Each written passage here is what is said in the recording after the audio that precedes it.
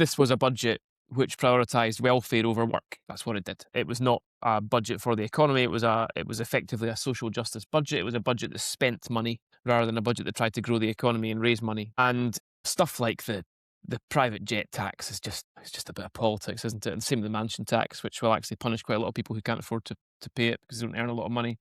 So that was politics, and unfortunately, politics is politics, and that's sometimes what you get.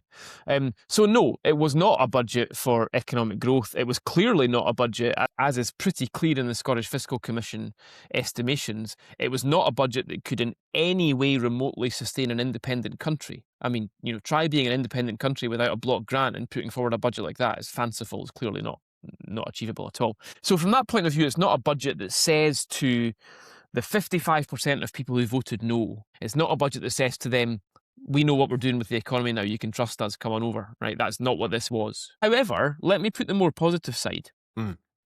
It also isn't a budget that raised tax.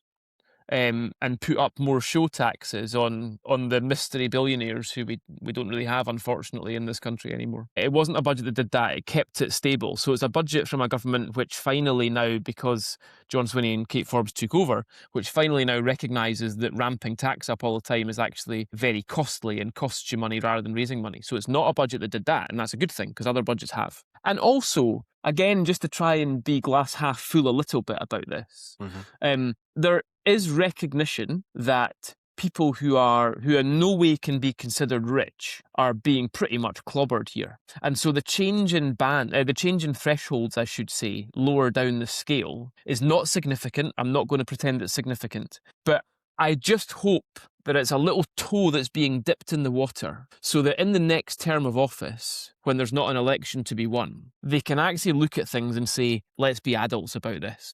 This is not working.